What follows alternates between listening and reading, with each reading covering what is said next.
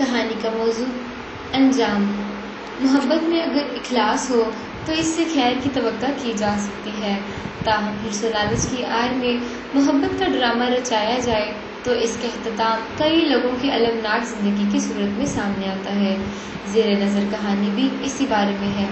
عورت ماں، بہن اور بیٹی بھی ہے، لیکن بعض لوگ اس عظیم رشتے کی دھجیاں اڑاتے ہوئے تمام حدیں پار کر دیتے ہیں اور مقدس پیشوں کی آڑ میں راتوں رات دولت مند بننے کا کھیل شروع کر دیتے ہیں، جبکہ ان پر اندھا اعتماد کرنے والے اپنی منزل تک پہنچنے میں ناکام ہو جاتے ہیں۔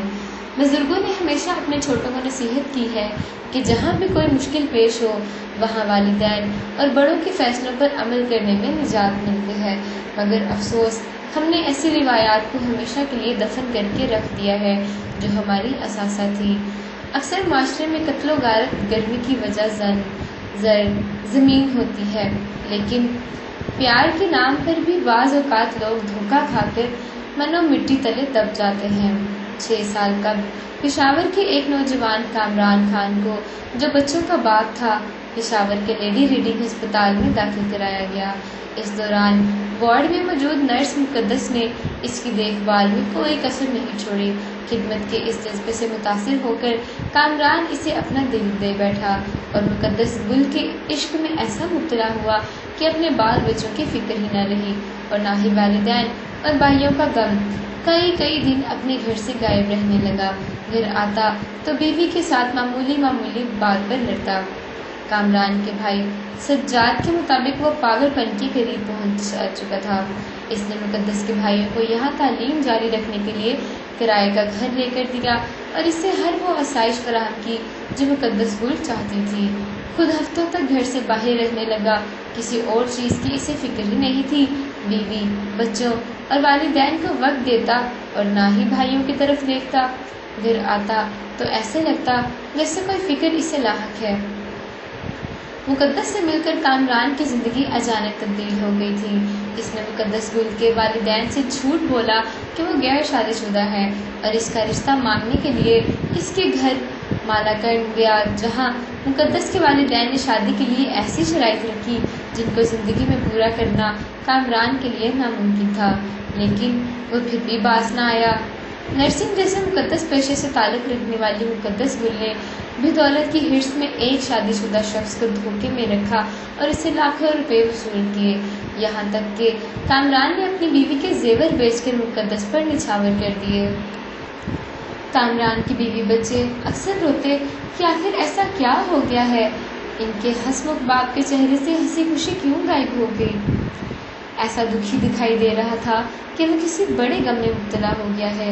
یہ خیال لمحہ بھر کے لیے بھی نہیں آیا کہ جس کے لیے اس نے بیوی، بچوں، والدین اور بھائیوں کو چھوڑا وہ اسے کبھی دھوکہ دے گی، اور آخر ایسا ہی ہوا۔ جب مقدس گل نے چپ چاپ پشاور کے ہسپتال سے بٹکھیلا اسپتال اپنا تبادلہ کروا لیا اور بغیر کچھ بتائے غائب ہو گئی تو کامران کو اس کی یہ حرکت ناگوار گزری، لیکن پھر بھی مقدس سے ٹیلی فون پر بات کرنے کی کوشش کرتا رہا۔ بات کرنے کے بعد سارا دن اس کی یاد میں روتا رہا۔ اسے اپنے گھر اور گھر والوں سے نفرت ہو گئی۔ بھائی اکثر اسے ڈھونڈ کر گھر لاتے، لیکن اسے گھر میں آرام نصیب نہیں تھا۔ اس کے والدین کے انکار کے باوجود وہ اس کے گھر رشتہ مانگنے کے لیے جاتا رہا۔ اس دوران مقدس اسے نظر انداز کرنے لگی، دونوں کے بیچ تلخ کلامیاں ہونے لگی۔ مقدس اس سے ایسی روٹھی کہ اس کے ساتھ ملنا جلنا بند کر دیا۔ اس کے اس رویے نے کامران کو مشتعل کر دیا۔ اسے احساس ہوا کہ وہ ایک بے وفا پر اپنی بیوی بچوں کے حق کے پیسے لوٹاتا رہا ہے، اور اس نے غصے میں آ کر مقدس سے اپنے پیسوں کا مطالبہ کر دیا۔ جب کامران کا رقم کے لیے تقاضا بڑھا تو 19 اکتوبر 2014 کو مقدس نے کامران کو فون کر کے رقم لینے کے لیے فقیر آباد پل آنے کو کہا۔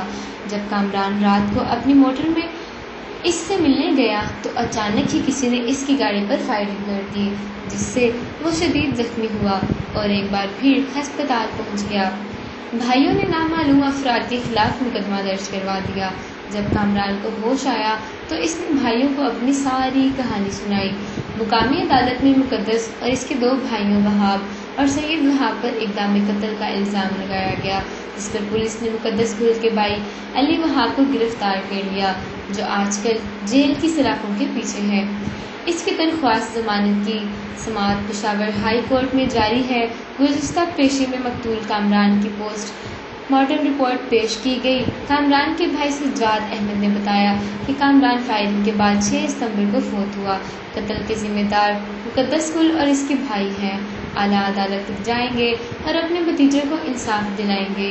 सज्जाद के बकौल इसके भाई को प्यार के नाम पर धोखा दिया गया और इससे 3 लाख रुपए हड़प कर इसकी जिंदगी का भी खात्मा कर दिया गया।